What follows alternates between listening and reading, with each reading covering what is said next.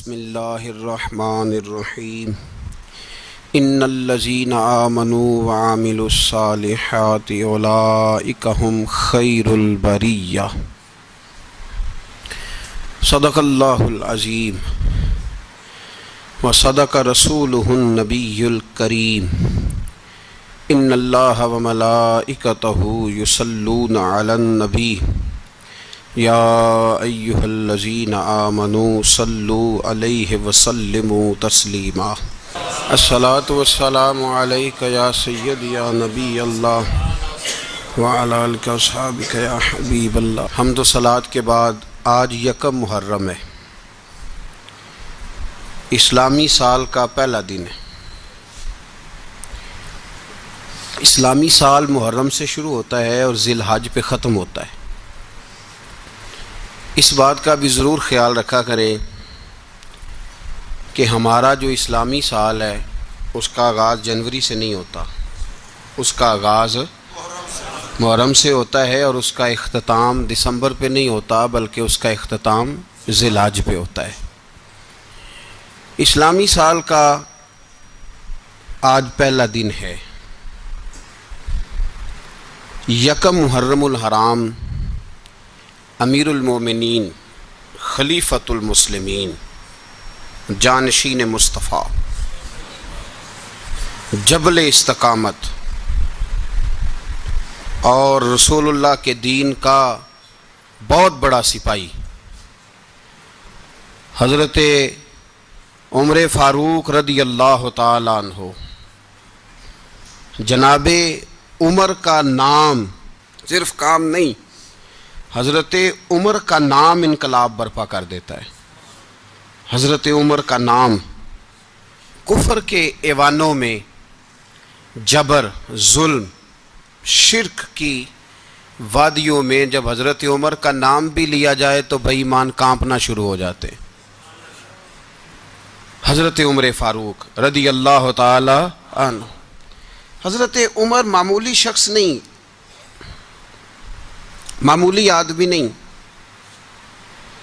کچھ لوگ صدیوں کے بعد پیدا ہوتے ہیں اور کچھ لوگ ایسے ہوتے ہیں جو ایک ہی بار پیدا ہوتے ہیں، ان جیسا دوسرا پیدا ہوتا ہی نہیں، دوسرا ان طرح کا پیدا ہوتا ہی۔ حضرت عمر رضی اللہ تعالیٰ عنہ جیسی شخصیات پیدا ہی نہیں ہوتی دوبارہ۔ سارے صحابہ در رسالت مآب پہ خود آئے۔ یہ وہ عظیم شخص ہے جسے اللہ کے محبوب نے اللہ سے مانگ کے لیا ہے، کہا اے اللہ یہ مجھے دے دے، اللہ سے مانگ کے لیا ہے۔ اس لیے صوفیاء کہتے ہیں کچھ مرید ہوتے ہیں کچھ مراد ہوتے ہیں، کچھ مرید ہوتے ہیں کچھ مراد ہوتے ہیں۔ مرید وہ ہوتا ہے جو چل کے آتا ہے، آ کے مرید ہوتا ہے۔ مراد وہ ہوتا ہے جسے کہا جاتا ہے کہ یہ کبھی میرا بن جائے نا، یہ کبھی آ جائے نا، میرا بن جائے، اس کو مراد کہتے ہیں۔ حضرت عمر مصطفیٰ کریم کی مراد ہیں، حضور کی مراد ہیں۔ اللہم اعز الاسلام بے اسلام عمر ابن خطاب، اے اللہ اسلام کو عزت دے دے، میرے عمر کو کلمہ پڑھنے کی توفیق عطا فرما دے۔ اور کیسے دعا مانگی؟ او یار حضرت عمر کی تو اس فضیلت کا کوئی جواب نہیں دے سکتا، میرے رسول پاک علیہ السلام سب کے لیے ہی دعا مانگتے ہیں نا، حضور کی دعا عام ہے، لیکن مصطفیٰ کریم نے کعبے کا غلاف تھام لیا اور غلاف کعبہ کو حضور نے سینے سے لپٹایا اور سینے سے چمٹا کے کہا اے اللہ میں نے تو کبھی سوال ہی زیادہ نہیں کیے، میں کرنے آیا ہوں، مجھے عمر دے دے، عمر دے دے۔ حضور نے مانگ کے لیا۔ اور پھر جب جس کو حضور مانگے اللہ سے، کہ حضرت عمر رضی اللہ تعالیٰ عنہ کا آج یوم شہادت ہے، میرا تو دل کرتا تھا کہ فجر سے باتیں شروع ہوں اور سارا دن ہی عمر کی باتیں ہوتی رہیں، سارا دن جناب عمر کی باتیں، سارا دن، اس لیے کہ ذکر جناب عمر کا ہوگا پر راضی اللہ کے رسول ہوں گے صلی اللہ، تو جاگ کے بیٹھیں، خوش ہو کے بیٹھیں۔ ہمارے ہاں منایا ہی نہیں جاتا، بابے اللہ کیتا ساؤن بھادروں اسو کتا تے منڈے جنوری فروری، تو اسلامی سال بھی گیا اور وہ تاریخیں بھی ساری گئیں۔ یکم محرم امت مسلمہ کے لیے بہت بڑا دن ہے، بہت بڑا دن. یہ شہادت ہے حضرت عمر فاروق کی رضی اللہ تعالی عنہ. یہاں چھوٹی چھوٹی باتوں پہ گورنمنٹ چھٹی کرتی پھرتی ہے، چھوٹی چھوٹی باتوں. الیکشن ہو گیا تو چھٹی، فلاں جگہ پہ تھوڑا سا کسی نے خبر دے دی کہ کوئی پریشانی ہے تو چھٹی، فلاں جگہ یہ ہو گیا تو چھٹی. یہاں تک کہ فلاں وزیر صاحب فلاں علاقے میں آئیں گے تو سارے علاقے کو چھٹی. اور اب تو اس سے بڑا حال ہونے لگا ہے، اگر جن لوگوں کی سندھ میں حکومت ہے ان کے لیڈر کا دن آیا تو اس دن چھٹی، اور جن کی پنجاب میں حکومت ہے ان کا دن آیا تو چھٹی. ہمارا مطالبہ ہے حکومت پاکستان سے، اگر سر اٹھا کے جینا چاہتے ہو تو یکم محرم کو چھٹی کیا کرو. اگر سر اٹھا کے جینا چاہتے ہو تو یکم محرم کو چھٹی کرو جناب عمر کے دن. اور ملت کے جوانوں کو بتاؤ کہ اگر عزت کی زندگی جینا چاہتے ہو تو اس طرح جیو جس طرح فاروق اعظم جی کے گئے ہیں. عزت اور وقار کی زندگی. جمہوریت حضرت عمر سے سیکھنی پڑے گی، حکومت کرنے کے طریقے حضرت عمر سے. رعایا کو سیکھنا پڑے گا کہ امیر کس طرح بنایا جاتا ہے اور امیر کس طرح کے ہوتے ہیں. یہاں لوگ ہمیں یورپ کی مثالیں دیتے ہیں، لوگ یہاں ہمیں آ کر کے امریکہ کی مثالیں، انہیں کیا پتا حکومت کیا ہوتی ہے. وہ کہتے ہیں جی وہ سائیکل پہ جاتا ہے ان کا حکمران. میں نے کہا وہ سائیکل پہ جاتا ہے؟ میرے عمر فاروق مدینے سے مکے گئے تھے تو پیدل ہی حج کرنے چلے گئے، پیدل ہی. اور جناب عمر فاروق رضی اللہ تعالیٰ عنہ عید کی نماز پڑھانے گئے. عید کی نماز عمر خطبہ عید دینے گئے. اور اس زمانے میں کون سا غریب ہے جو ننگے پاؤں جاتا ہو؟ کون سا غریب ہے جو مسجد ننگے پاؤں جاتا ہو؟ لوگوں نے تو 3 قسم کی چپلیں رکھی ہوئی ہیں. ایک مسجد جانے کی علیحدہ ہے، گھر پہننے کی علیحدہ ہے، شادی بیاہ پہ جانے کی چپل علیحدہ ہے. حضرت عمر فاروق رضی اللہ تعالیٰ عنہ نکلے عید کا خطبہ دینے کے لیے تو بیوی سے کہنے لگے جوتا.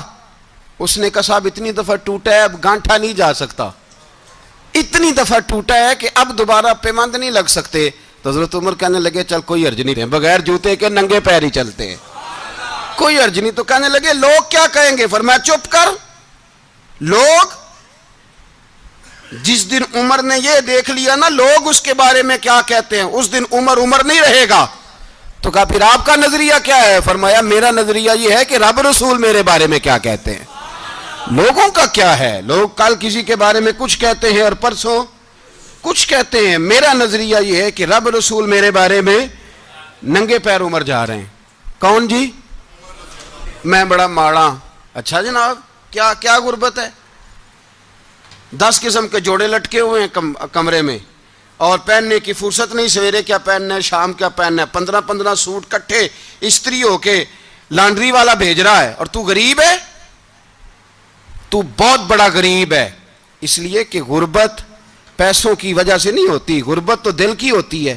تو واقعی بڑا غریب ہے اور تو غریب ہی رہے گا. امیر تو عمر فاروق تھے جو ننگے پاؤں چلے گئے عید کی نماز پڑھانے. تو رستے میں جو ملا کہنے لگا عمر جوتا تو پہن لو. فرمایا تمہیں عمر کا جوتا نہ پہننے کا نقص تو نظر آیا ہے، کوئی حرج نہیں. اگر عمر کو کبھی بتانا ہوا تو وہ والا نقص بتانا جو عمر کی سیرت میں پیدا ہو، کردار میں پیدا ہو، وہ والا نقص بتانا. یہ چھوڑو جوتے آتے جاتے رہتے. ننگے پاؤں گئے، پاؤں دھوئے، نماز پڑھائی، لوٹ آئے. او بھائی یہاں تو ہمارا بناؤ سنگار اٹرنا جتنی توجہ کپڑوں کی طرف ہے اتنی توجہ کبھی ہماری علم کی طرف ہوتی نا، جتنا ذوق شوق ہمارا بناؤ سنگار کی جانب ہے اتنا بناؤ سنگار کبھی ہمارا اخلاقیات کی جانب ہوتا تو معاملات بڑی حد تک سنورے ہوئے ہوتے. حضرت سیدنا فاروق اعظم رضی اللہ تعالی اپنی زندگی کو ترتیب دیا. ایک دن بھی خلافت نہیں مانگی اللہ سے. حضرت عوف بن مالک اشجعی ایک صحابی ہیں. حضرت عوف بن مالک رضی اللہ تعالیٰ عنہ فرماتے ہیں کہ جناب ابو بکر صدیق کا زمانہ تھا تو میں نے خواب دیکھا. میں نے خواب میں جناب عمر کو دیکھا اور میں نے دیکھا کہ کوئی کہنے والا کہہ رہا ہے کہ عمر وہ ہے کہ اللہ کے رستے میں کوئی اسے جتنا مرضی برا بھلا کہے یہ پرواہ نہیں کرتا. کس کے رستے میں؟ بولے سارے. اس کا مطلب ہے اللہ کے رستے میں لوگ برا بھلا بھی. قرآن مجید نے کہا وَلَا يَخَافُونَ لَوْمَةَ لَائِمٍ. کچھ لوگ ایسے ہیں جو برا بھلا کہنے والوں کی پرواہ تو پرواہ نہیں کرتے. آپ یقین کریں اگر پرواہ شروع ہو جائے نا تو دین کا کام ختم ہو جائے. نہ کوئی تقریر کرے، نہ کوئی تدریس کرے، نہ کوئی پیری مریدی کرے، ختم ہو جائے اگر باتوں کی پرواہ ہو. لیکن وہ پرواہ، حضرت عوف بن مالک اشجعی کہتے ہیں میں نے خواب میں دیکھا کہ عمر وہ ہے جو کسی کی پرواہ، اور دوسری بات میں نے یہ دیکھی کہ عمر خلیفہ بنے گا، اور تیسری بات میں نے خواب میں یہ دیکھی کہ عمر شہید بھی کیا جائے گا، عمر شہید بھی ہوگا. یہ میں نے 3 باتیں خواب میں دیکھی. فرماتے ہیں میں نے آ کے خواب حضرت ابو بکر صدیق کو سنائی، وہ خلیفہ تھے. وہ کہنے لگے ٹھہر جا، میں عمر کو بلاتا ہوں، اس کے سامنے دوبارہ سنانا، اس کے سامنے. فرماتے ہیں میں نے بلایا حضرت عمر فاروق کو، آ کے بیٹھے، خواب شروع ہوا. کہا ایک بات تو میں نے یہ دیکھی کہ آپ ملامت کرنے والے کی پرواہ نہیں کرتے، دوسرا آپ خلیفہ بنے گے. جناب عمر کہنے لگے چپ کر، ابو بکر کے سامنے ہی کہہ رہا ہے، چپ کر، خلیفہ کے سامنے ہی کہہ رہا ہے. تو حضرت ابو بکر صدیق کہنے لگے عمر اسے کہنے دو، مجھے لگتا ہے رب کی رضا یہی ہے کہ میرے بعد اگر مصطفیٰ کا منبر ملے تو عمر کو ہی ملے، اسے کہنے دو، کہنے دو. یار یہاں تو لوگ ڈینگے مارتے ہیں، یہاں تو لوگ دعوے کرتے ہیں میرے سامنے فلانے کو بھی بٹھاؤ، فلانے کو بھی بٹھاؤ، اس کو کیا پتا، اس کو کیا پتا. یہ تو بڑکے مارنے کا دور ہے. حضرت عمر رضی اللہ تعالیٰ عنہ کو تیسری بات کہی. حضرت عوف بن مالک نے کہا آپ شہید کیے جائیں گے، میں نے خواب دیکھی ہے. نیک لوگوں کے خواب بڑی حد تک سچے ہوتے ہیں. کہا میں نے خواب دیکھی ہے. تو حضرت عمر کہنے لگے شہید تو دلیر لوگ ہوتے ہیں، شہید تو دلیر، جسے سارا زمانہ دلیر کہہ رہا ہے وہ اپنے بارے میں کیا کہہ رہے ہیں؟ کہتے ہیں شہید تو دلیر، میں تو کاہل سا آدمی ہوں، سست آدمی ہوں، میں تو اتنا کام ہی نہیں کرتا. تو یہ خواب تو نے جو دیکھا ہے نا پھر سے دیکھنا. تو ابو بکر صدیق فرمانے لگے عاجزی نہ کر، انکساری نہ کر، تو جو کہہ رہا ہے ٹھیک کہہ رہا ہے، لیکن مجھے سن کے شکر بھی ہوا ہے اور افسوس بھی ہوا ہے. افسوس اس بات کا کہ تیرے جیسا بطل عظیم چلا جائے گا، اور شکر اس بات کا کہ رب تجھے زندگی بھی اعزاز والی دے گا، اور شہادت کی موت دے کے اللہ تجھے موت بھی عزت والی عطا فرمائے گا. اللہ موت بھی تجھے عزت والی دے گا، تجھے کاہلوں جیسی موت اللہ. حضرت فاروق اعظم رضی اللہ، او بھائی یہاں تو اس زمانے کا سب سے بڑا مسئلہ پروٹوکول ہے. لوگوں پتہ ہوتا ہے کامل پیر ہے، کامل مرشد ہے، لوگ نہیں جاتے. میں کسی کا مرید ہو جاؤں، میرا پروٹوکول کدھر گیا؟ پتہ ہوتا ہے یہ کامل استاد ہے، میں اس کے پاس بیٹھوں گا تو میری تربیت کرے گا، لیکن لوگ شاگرد نہیں بنتے. میں کدھر گئی؟ یہ جو پروٹوکول کی مصیبت ہے نا، اس نے بڑے بڑے لوگ زیرو کر دیے، بڑے بڑے لوگ. اور یہ مت سمجھے کہ آپ کا وزیر اعظم پروٹوکول لیتا ہے یا آپ کا صدر پروٹوکول، وزراء، ایسی کوئی بات نہیں. ہم چھوٹے طبقے سے لے کر بڑے سارے پروٹوکول کے قائل ہیں. ہمارا تو داماد بھی کہتا ہے کہ مجھے پوچھا نہیں میں تمہارے گھر کیوں آؤں. ہمارا تو بھائی ہر شخص اعلان کرتا ہے پروٹوکول کا، فلانے نے عزت نہیں دی تو واپس آ جاؤ، فلانے نے سلوٹ نہیں کیا تو واپس آ جاؤ. لوگ جہاں سلوٹ کرنا چاہیے وہاں بھی سلوٹ کرانے کے قائل ہیں. پر حضرت عمر رضی اللہ تعالی، حضرت عمر کی سادگی اور پھر جناب عمر کی عاجزی، جب انسان اپنے اوپر سوار کر لیتا ہے نا، سوار کر لیتا ہے، میں بدکار پرانا خادم، کسے در ملی نٹ ہوئی، تے واصف یار نے نظر جو کیتی تے واصف ہی ہو. میں اکثر سوچتا ہوں حضور نے جہاں بھی کہا نا، فرمایا میرے بعد نبی ہوتے تو خطاب کے بیٹے عمر ہوتے. حضور نے فرمایا عمر جس رستے سے جاتا ہے شیطان وہ رستہ بدل جاتا ہے. نبی پاک صلی اللہ علیہ وسلم نے فرمایا میرا عمر وہ ہے کہ اس کی زبان پر حق جاری ہے. حضور علیہ السلام نے فرمایا 950 سال حضرت جبریل میرے عمر کی شان بیان کریں تو ان کی عظمت ختم نہیں ہوتی. 950 سال جبریل عظمت بیان کرے تو ختم نہیں ہوتی. یہ بات ہے حضرت عمر کی. اور فرمایا عمر ابو بکر کی نیکیوں میں سے ایک نیکی ہے. یہ شان ہے اب عمر فاروق رضی اللہ تعالیٰ عنہ کی. حضور نے فرمایا میرے بعد نبی ہوتے تو عمر ہوتے. جس گلی سے عمر آئے شیطان رستہ بدل جائے. میرے عمر فاروق کی شان 950 سال بیان ہو تو ختم نہ ہو. عمر کی زبان پر اللہ حق بیان کرتا ہے، جو عمر کہتا ہے وہی رب کر دیتا ہے۔ حضور ساری زندگی فضیلتیں بیان کرتے رہے، عمر جواب میں کیا کہتے ہیں؟ کوئی بتائے نا کہ یہ والی حدیثیں کبھی عمر نے بھی روایت کی ہوں کہ حضور نے میرے بارے میں یہ کہا ہے۔ یہ روایتیں وہ روایت نہیں کرتے، ان سے جب لوگ کہتے عمر تیری بڑی بات ہے تو عمر رو پڑتے، کہتے میں تو اونٹ چرانے والے باپ کا بیٹا ہوں، میں تو اونٹ چرانے والے باپ کا بیٹا، اونٹ چرا۔ اس سے آگے عمر گئے ہی نہیں ساری زندگی، اس سے آگے لفظ ہی نہیں ادا کی۔ اور میں تو بھائی اونٹ چرانے والا، میرا باپ تو اونٹ چرایا کرتا تھا، 10 اونٹ تھے، میری ڈیوٹی ہوتی تھی، سنبھالے نہیں جاتے تھے، ابا ڈنڈوں سے مارتا تھا۔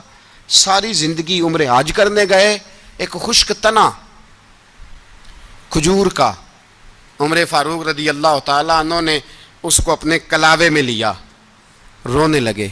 لوگوں نے کہا عمر کیا ہوا؟ فرمانے لگے یہاں میں اونٹ چرایا کرتا تھا، یہاں میں اونٹ چراتا تھا، 10 اونٹ سنبھالے نہیں جاتے تھے۔ دیکھو رسول اللہ کی شان، آج ساری امت چلانے کا طریقہ عطا فرما دیا ہے، ساری نظریے سے پیار۔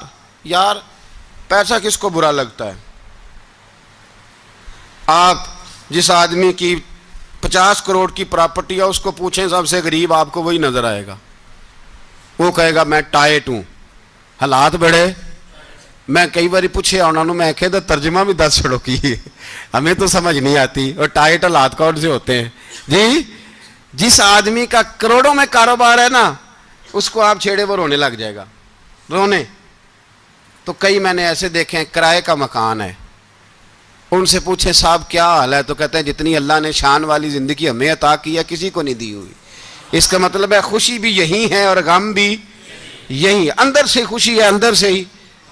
تو نے اگر راضی رہنا ہے تو ادھر سے رہنا ہے، ناراض رہنا ہے تو بس اپنے آپ کو خوش رکھے گا تو ہو جائے گا۔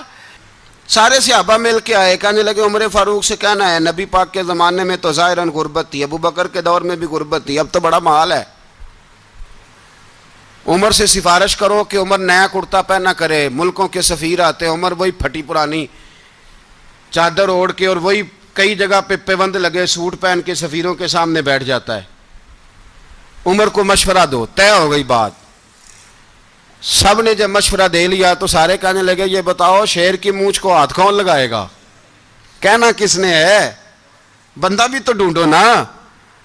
نے کہا جناب میرا یہ خیال ہے کہ مولا علی شیر خدا کہیں گے، کیونکہ جس شخص کی عمر کو سب سے زیادہ حیا کرتے دیکھا وہ شیر خدا مولا علی ہیں رضی اللہ تعالی علی کہیں گے۔ اس لیے کہ جناب علی تو کئی دفعہ جب گفتگو کرتے تھے تو حضرت عمر چپ کر جاتے تھے اور فرماتے تھے علی نہ ہوتا تو میں ہلاک ہو جاتا۔ تو کہا علی سے کہو۔ جناب علی شیر خدا کو بلایا، کس کام کے لیے جی؟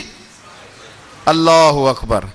یہ ذرا آپ نے اس دور پہ اس بات کو ذرا لاکا جناب ان سے کہیں کہ زیادہ نہیں، ایک کرتا نیا پہن لے، سفیر آتے ہیں وزیر آتے ہیں تو ایک کرتا نیا پہن لے۔ حضرت علی کو بلایا، آپ فرمانے لگے کوئی اور بات ہوتی تو میں کہہ دیتا، یہ والی میں نہیں کہہ سکتا، کوئی اور ہوتی تو میں عمر کو کئی دفعہ کہہ دیتا ہوں، جلال میں بھی تو سن، یہ والی میں نہیں کہہ سکتا، میں تمہیں ایک مشورہ دیتا ہوں۔ کہا وہ کیا؟ کہنے لگے سیدہ عائشہ صدیقہ سے کہو، وہ مومنوں کی ماں ہیں، عمر ٹالے گا نہیں۔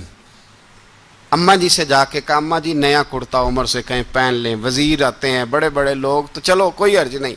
اماں جی نے کہا اچھا کوئی بات نہیں میں بلا لیتی ہوں۔ جناب عائشہ نے پیغام بھیجا، جب خادم نے کہا نا مصطفیٰ کے گھر سے پیغام آیا ہے تو 20 لوگ بیٹھے تھے، عمر کانپتے ہوئے اٹھے، کانپتے دوڑے۔ حضرت عائشہ پردے میں تھی تو فرماتی ہیں عمر اتحیات کی حالت میں بیٹھ گئے۔ کہا اماں جی دیر تو نہیں ہو گئی مجھے آنے میں؟ کہا نہیں ٹائم پہ آ گئے ہو، کس لیے بلایا تھا؟ کہا عمر دیکھو غربت کے معاملات اور ہوتے ہیں، جب اللہ آسانی دے تو کوئی چیز استعمال کرنا حرام نہیں ہوتی، اگر حرام ہے تو بتاؤ۔ کہا نہیں اماں جی حلال ہی ہے۔ تو فرمایا پھر اتنے سفیر آتے ہیں مشیر آتے ہیں، اب تو مال غنیمت بڑا آتا ہے، ڈھیر لگ جاتے ہیں مسجد میں، تو چل ایک نیا کرتا تم بھی پہن لیا کرو، اور آپ نیا کرتا پہنو گے تو دھاک بیٹھے گی غیروں پر۔ تو صحابہ کا مشورہ ہے کہ آپ نیا لباس پہنے۔ अम्मा जी कहती है मैंने हुक्म दिया तो उमर चुप कर गए, गर्दन झुक गई। थोड़ी देर के बाद सैयदना उमर फारूक ने सर उठाया तो दाढ़ी पे आंसू गिर रहे थे, रो पड़े। कहने लगे पाक महबूब की पाक बीवी, जैसे हुक्म करती हो मैं हाज़िर हूँ, पर मुझे वो वाला लिबास पहनाना जो मेरे मुस्तफ़ा ने पसंद फरमाया है। अगर ये रंग रसूल पाक का है तो मैं हाज़िर हूँ, और अगर नबी पाक का नहीं तो फिर जैसे आप हुक्म करें। जनाब आयशा कहते हैं उमर रोए तो मैं ज़्यादा रोई, मेरा पल्लू भीग गया आंसुओं से। मैंने कहा उमर आप जाइए। उमर यूं निकले तो जो सहाबा खड़े थे वो कोने में थे, सारे आ गए। कहा अम्मा जी क्या बनाओ? फरमाया भाई तुम सब जो बातें कहते हो वो अपनी जगह ठीक हैं, पर उमर जो बात करता है वो सबसे ज्यादा ठीक है। उमर जिस पहलू पर बात करता है वो, यार ऐसी आजिज़ी, ऐसा रंग, ऐसा अंदाज, ऐसा तर्ज हयात, ऐसी जिंदगी। औलाद के मामले में लोग बुज़दिल हो जाते हैं, बुज़दिल। पर हजरत उमर का बेटा मिस्र गया, वहां से कमाई करके लाया, तिजारत करने गया, लाखों का माल। कौन सा बाप है दुनिया में जिसका बेटा बाहर से पैसे लेके आए तो अब्बा तफसील पूछे कि बेटा कहां से कमाए, कहां से लाया, कितने मिले, क्यों आए? कौन सा बाप तफसील पूछता है? अब्बा तो कहता है ला सही, और तारीफें करता है मेरा बेटा बड़ी कमाई करता है। कभी पूछा है उससे कि ड्यूटी सही देता है कि नहीं? कभी पूछा है कि तू ईमानदारी की रोजी लाता है कि हराम की कमाता है? ये बाप की जिम्मेदारी है, ये अम्मा की जिम्मेदारी है। फिर कहता है बीमारी कैसे आ गई, परेशानी कैसे आ गई? तूने कभी सवाल किया अपनी औलाद से? हजरत उमर फारूक रदी अल्लाह ताला अन्हु का बेटा मिस्र से पैसे कमा के लाया तो जनाब उमर ने बुलाया, फरमाया बेटे इतनी तो तेरे पास राशि नहीं थी, थोड़े से तो तू पैसे लेके गया था, इतनी कमाई कैसे हो गई? इतने तो पैसे नहीं थे साहब, कहां से कमाई लाए? उसने कहा अब्बा जी वो जो मेरे चचा है ना मिस्र के गवर्नर, आपके दोस्त, उन्होंने मेरी मदद की है। फरमाया जितने लोग गए थे सबकी की है मदद उसने? कहा नहीं सिर्फ मेरी की। फरमाया तेरी क्यों की? तेरी क्यों की? कहा हुजूर आपके दोस्त हैं। फरमाया चुप कर, हुजूर उन्होंने मुझे इतने पैसे दिए, मैंने कारोबार में डाले तो नफा आया तो मैं उनकी रकम दे के। फरमाया खामोश हो जा, बाकी जितने लोग गए थे सबकी मदद की उसने? कहा नहीं हुजूर सिर्फ मेरी की। फरमाया उसने तेरी मदद नहीं की, उसने खलीफा के बेटे की मदद की, इसलिए कि वो खलीफा को अपने हक में नरम कर सके। फरमाया आधा माल तेरा है, आधा माले गनीमत का है, माले खजाना का है, मुसलमानों का है, इसलिए कि तू जो वहां से माल कमा के लाया है वो अपने बाप के खलीफा होने की वजह से कमा के लाया है, लिहाजा रख इधर। यहां कहते हैं किधर से आया, कैसे आया, कौन सा हिसाब दें, क्या करें? ओ भाई हजरत उमर रज़ी अल्लाह ताला अन्हु का अपनी औलाद के बारे में ये रंग है। एक जंग से ना खुशबू आई, खुशबू बड़ी महंगी होती थी, अरब में खुशबू आज भी बड़ी महंगी है, वो ज्यादा इस्तेमाल करते हैं। मेरी बातों की समझ आ रही है मेरे भाइयों? बड़ी महंगी खुशबू थी। जब वो खुशबू आई तो हजरत उमर ने कहा, घर में पहले पहुंची हजरत उमर के, चूंकि ज्यादा औरतें इस्तेमाल करती थी घर के अंदर खुशबू, मर्द भी लगाते थे। हजरत उमर ने अपनी बीवी से कहा, आपकी जौजा तो थी वो बड़ी खुशबू को पसंद करती थी। हजरत उमर ने अपनी जौजा से कहा कि खुशबू लाओ, मैंने एक औरत की ड्यूटी लगाई है, वो खुशबू तोल तोल के ना तो हिस्सा बराबर सहाबा में बांट देगी। तो आपकी जौजा कहने लगी किसी बीबी की ड्यूटी लगाने की क्या जरूरत थी, मैं जो मौजूद थी मैं बांट देती हूं तोल के हिस्सा बराबर। आपने फरमाया नहीं तू रहने दे, तो फलानी बीबी बांटेगी। कहा हुजूर मैंने भी बांटनी है, मेरे पे कुछ हक है? आपने फरमाया नहीं तू तफसील ना पूछ, तू खुशबू दे दे, कोई और बांटेगी। खातूने खाना थी ना, कहने लगी नहीं मुझे भी आज आपको बताना ही पड़ेगा कि कोई जो बांट सकती है तो मैं क्यों नहीं बांट सकती? जौजा कहती उमर ने बात की तो मेरी चीखें निकल गई। हजरत उमर फरमाने लगे जब तू खुशबू बांटेगी ना तेरे हाथों को भी लगेगी, तेरे दुपट्टों को भी लग जाएगी। अगर रब करीम ने मुझसे सवाल पूछा कि उमर खुशबू तो मुसलमानों की थी, तेरी बीवी के दुपट्टे को क्यों लग गई, तो मैं अल्लाह के हुजूर क्या जवाब दूंगा? अगर अल्लाह ने यह सवाल किया कि तेरी बीवी ने क्यों लगाई, वो तो हिस्सा था मुसलमानों का, तो तूने तेरी बीवी ने क्यों लगाई? तो फरमाया मैं नहीं चाहता कि अल्लाह के हुजूर मुझे और तुझे बाजपुरस हो, लिहाजा किसी और को बांटने दे।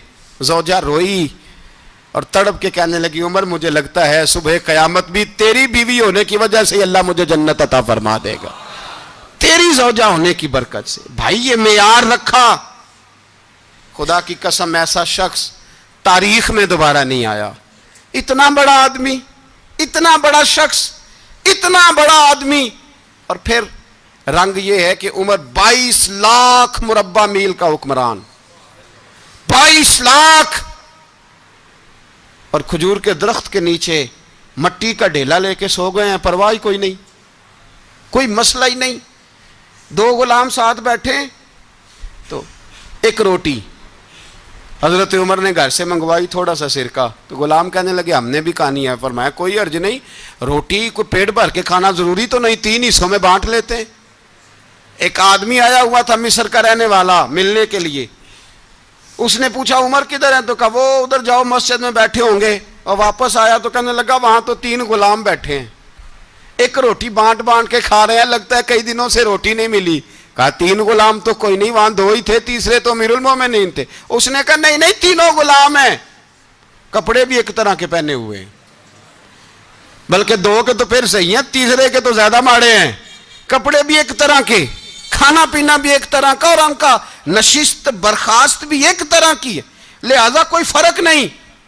حضرت ابو ہریرہ کہتے ہیں میں لے کے آیا، اور جناب عمر کو جب میں نے کچی زمین میں تامت سمیٹ بیٹھے دیکھا تو میں رو پڑا۔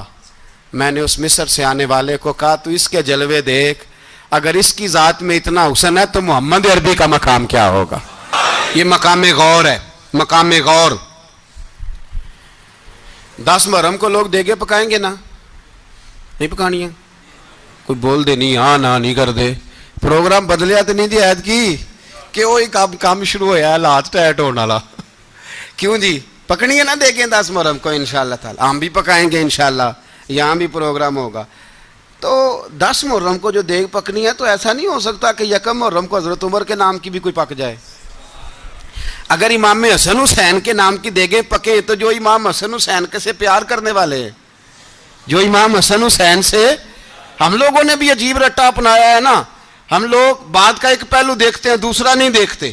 حضرت امام حسن اور حسین کو بھی نبی پاک نے شہید کہا، اور جناب عمر کو بھی رسول اللہ نے خود شہید فرمایا ہے، فرمایا شہید ہے، خود فرمایا اپنی زبان سے کہ یہ شہید ہے، خود میرا عمر شہید ہے۔ تو ان کے نام کی دیگ نہیں پکنی چاہیے، اس طرف نہیں ہماری توجہ ہونی چاہیے۔ اور اہل بیت نبو، یہ بات میں پہلے بھی کرتا ہوں آج پھر کرنا ضروری سمجھتا ہوں، اہل بیت کا پیار، سن لو کان کھول کے، اہل بیت کا پیار اگر ہمیں کسی نے سکھایا ہے تو سیدنا عمر فاروق نے سکھایا ہے۔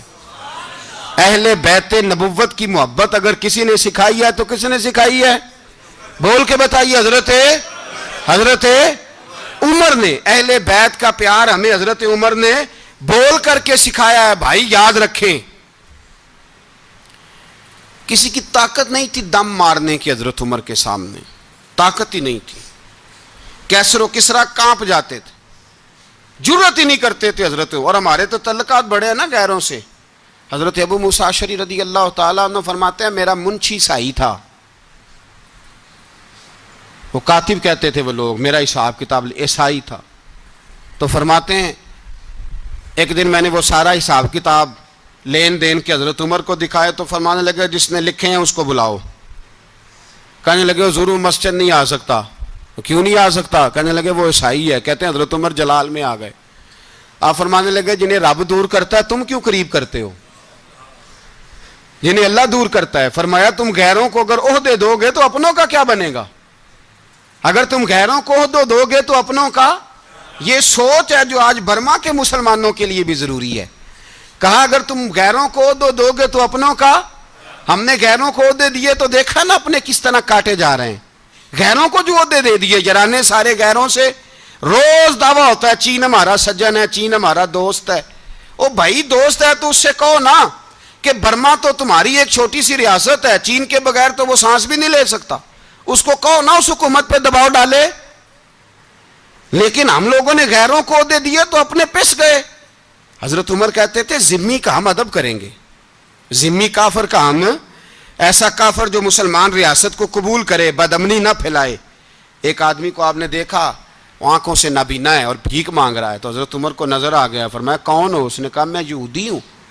فرمایا بھیک کیوں مانگتے ہو؟ کہا جب تک تندرست تھا مسلمانوں کو جزیہ دیتا تھا, بوڑھا ہو گیا ہوں کیا کروں. حضرت عمر نے گھوڑے کی پشت پہ بٹھایا, کافر کو گھوڑے کی پشت پہ بٹھایا اور بٹھا کے مدینے لائے. حضرت علی شیر خدا وزیر خزانہ تھے. فرمایا علی اس کا وظیفہ جاری کرو.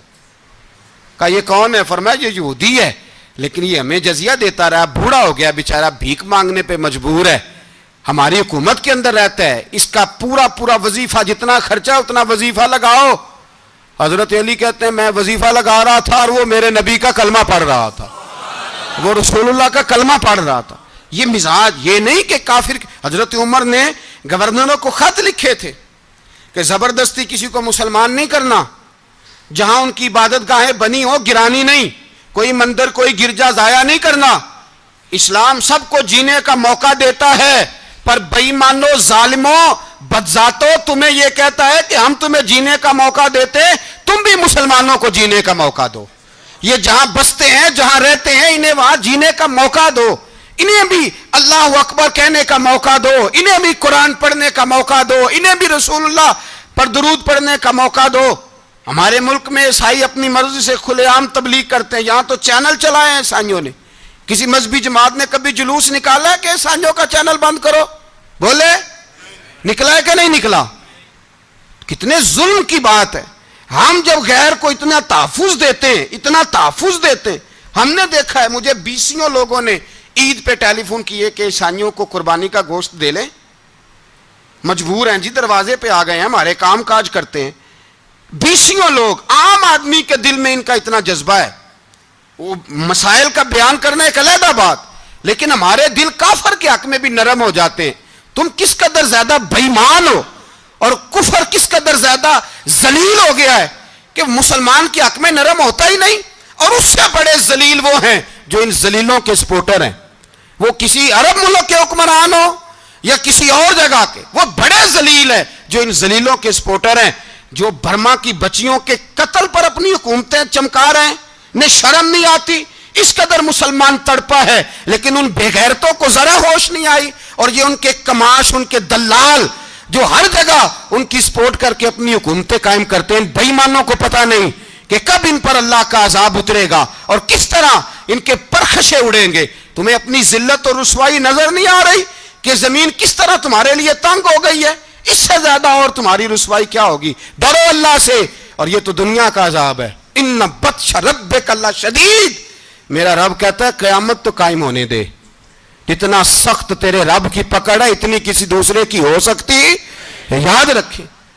اور تھوڑا احتیاط کریں ہم سب لوگ بھی, جو ہم لوگ آدھی زبان بول کے بھی ان کی سپورٹ کرتے ہیں. اب شرم آنی چاہیے ہمیں ان حکومتوں کی سپورٹ کرتے جو مسلمانوں کی لاشوں کے اوپر حکومتیں قائم کرتے ہیں, شرم آنی چاہیے. بہرحال بات دور نکل جائے گی اور میں اپنے مضمون پہ رہتا ہوں. اہل بیت کا پیار اگر سکھایا ہے تو جناب عمر نے سکھایا ہے رضی اللہ تعالی عنہ. امام حسن ملنے, آپ یقین کریں میں جب اس واقعہ کو پڑھتا ہوں تو میرا دل جھوم جاتا ہے. میں کہتا ہوں یار ڈاڈا ہونا اپنی جگہ پہ, عشق ہونا اپنی جگہ پہ, انسان کا باوقار ہونا اپنی جگہ. جہاں کھڑے ہونا تھا وہاں یہ کھڑے ہوتے تھے اور جہاں جھکنا تھا وہاں یہ. ان لوگوں میں اقبال نے کہا تھا تیری نگاہ ناز سے دونوں مراد پا گئے, عقل غیاب و جستجو عشق حضور و اضطراب. جہاں اگر آیا ہے سامنے کیسر و کسرا تو عمر جیسا دلیر کوئی نہیں, اگر سامنے آیا ایران کا بادشاہ تو عمر جیسا تگڑا کوئی نہیں, اگر آیا ہے سامنے غسان کا بادشاہ تو عمر جیسا عادل کوئی نہیں. لیکن اگر علی کا بیٹا آیا ہے, اگر فاطمہ کے لال پارے آئے ہیں تو پھر فاروق اعظم سے جیسا محب کوئی نہیں, پھر ان سے جیسا پیار کرنے والا کوئی نہیں. اندر بیٹھے ہیں جناب عمر, اندر تنہائی میں کچھ وزیروں سے گفتگو ہو رہی ہے, میٹنگیں جاری ہیں. آپ کے بیٹے ملنے آئے جناب عبداللہ ابن عمر, ابا جی ملنے آئے. بات ٹھہرو, بات کر رہا ہوں, کوئی نہ اندر آئے. صاحبزادہ باہر کھڑا ہے. تھوڑی دیر گزری تو امام حسن بھی آ گئے. کون آئے؟ آپ کو جو ملے گا امام صاحب کا نام لینے سے, وہ سردار ہیں جنتیوں. کون آئے؟ سارے بولیے امام حسن. تیری نسل پاک میں ہے بچہ بچہ نور کا, تو ہے نے نور تیرا سب گھرانہ. امام حسن آئے تو حضرت عبداللہ ابن عمر کو دروازے پہ کھڑے دیکھا. کہا امیر المومنین کہاں ہیں؟ کہنے لگے حضرت عمر کے بیٹے. کہنے لگے وہ اندر بیٹھے, کچھ میٹنگ ہو رہی ہے, اور انہوں نے کہا کوئی اندر نہ آئے, لیکن آپ جانا چاہیں تو چلے جائیں, آپ جانا چاہیں تو, تیری نسل پاک میں ہے بچہ بچہ نور, آپ جانا چاہیں تو چلے جائیں. تو انہوں نے کہا جب آپ باہر کھڑے ہیں تو مجھے کوئی اتنا ضروری کام نہیں, اور ابھی زور کی نماز تھوڑی دیر میں ہوگی, میں مسجد میں مل لوں گا امیر المومنین سے. یہ بات کہہ کے امام حسن چلے گئے. یار اتنی بڑی بات نہیں تھی, اتنی بڑی بات نہیں تھی. وہ میرے استادوں کا بیٹا بھی آئے تو کہا ٹھیک ہے جی وہ سوئے ہوئے ہیں, کوئی غرض نہیں یار میں ٹھہر کے آ جاؤں گا, کوئی بڑی بات نہیں تھی. دیکھا جائے تو بڑی بات نہیں تھی, پر بات بہت بڑی تھی, اس لیے کہ یہ خالی حسن نہیں, یہ حسن ابن علی ہے, یہ حضرت فاطمہ کے لخت جگر. حضرت عمر باہر نکلے, عبداللہ ابن عمر سے پوچھا کوئی آیا تو نہیں؟ تو کہا حضور امام حسن آئے تھے. تو کہا پھر شہزادے کو اندر کیوں نہیں بھیجا؟ کہا میں نے کہا تھا. وہ کہنے لگے اگر امیر المومنین مصروف ہیں تو میں ظہر میں مل لوں گا. حضرت عمر رونے لگے, فرمایا بیٹے تو نے اچھا نہیں کیا. پھر مسجد نہیں گئے, سیدھے امام حسن کے دروازے دستک دی. امام حسن باہر آئے, کہا شہزادے آئے تھے تو ملے کیوں نہیں؟ تو امام حسن کہنے لگے حضور آپ کا اپنا بیٹا دروازے پہ کھڑا تھا, آپ کا اپنا بیٹا دروازے پہ کھڑا تھا, اور منع بھی کیا تھا آپ نے تو میں زور میں مل لیتا. حضرت امام حسن فرماتے ہیں جوش جذبات میں جناب عمر نے سر سے پگڑی اتار دی, جوش جذبات میں. کہنے لگے حسن میرے بیٹے کا اور آپ کا کیا مقابلہ؟ کیا اس کی ماں کا نام فاطمہ الزہرا ہے؟ کیا اس کی نانی کا نام ختیجۃ الکبریٰ ہے؟ کیا اس کے نانے کا نام محمد مصطفیٰ ہے؟ آپ کا اور اس کا کیا مقابلہ؟ پھر رو پڑے اور کہنے لگے بیٹے میں مکے کے صحراؤں میں اونٹ چرایا کرتا تھا, یہ جو میرے سر پر عزت کے بال ہیں یہ تیرے نانے کے اگائے ہوئے, میں مکے کے خبردار شہزادے خبردار. او بھائی اہل بیت نبوت کے ادب کا رنگ اگر سکھایا ہے تو سیدنا عمر نے سکھایا ہے. حضرت عمر فاروق اتھارٹی ہیں, اسلام کی اتھارٹی. یکم محرم حضرت عمر کی شہادت ہے.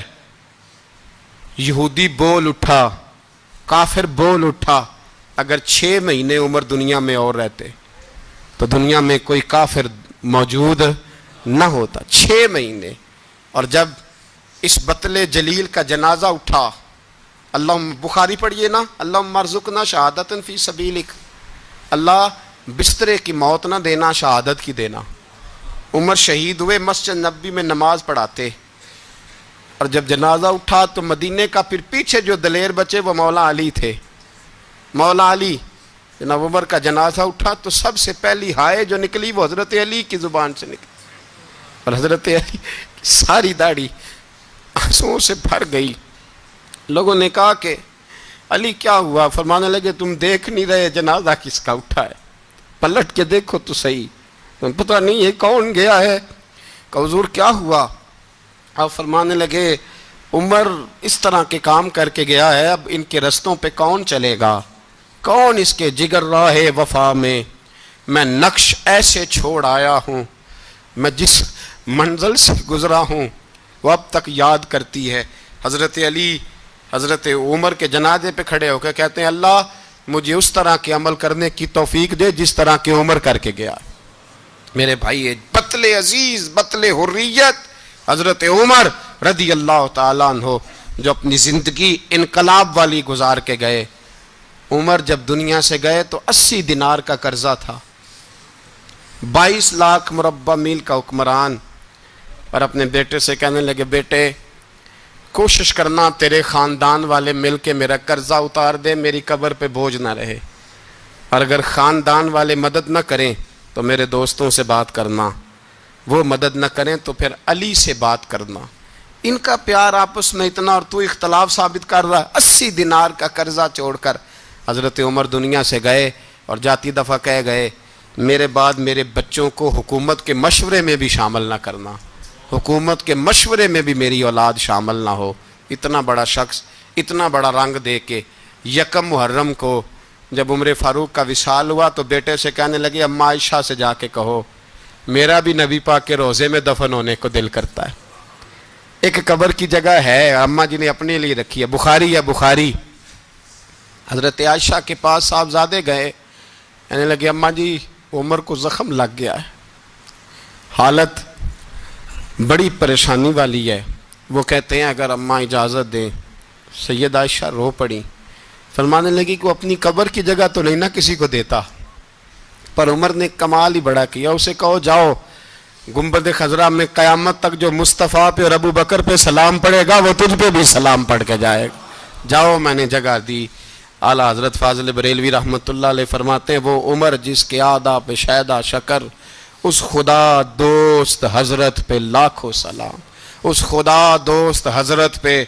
آپ یقین کریں ممبر پہ بیٹھا ہوں، حضرت عمر کا جب نام لیتا ہوں تو میرے وجود کے رونگٹے کھڑے ہو جاتے ہیں۔ حضرت عمر کی زندگی جب پڑھتا ہوں تو لگتا ہے خدایا ایسے شخص بھی دنیا میں آئے، ایسے لوگ بھی دنیا میں ہو کر گزرے، ایسا شخص بھی آیا جس نے دنیا ساری اسلام کی گرویدہ کر دی، اور وقت آیا تو چرواہوں سے معافیاں مانگ مانگ کے کہا کہ دیکھنا عمر کے بارے میں دل میں بات کوئی نہ رکھنا۔ اسی لیے قرآن نے کہا ان الذین آمنوا وعملوا الصالحات اولئک ھم خیر البریہ، فرمایا جو ایمان لانے کے بعد اچھے عمل کرے سب سے بہتر وہی ہے۔ دعا ہے اللہ ہماری نسل کو حضرت عمر کے نقش قدم کا مسافر بنائے۔ آخر دعوانا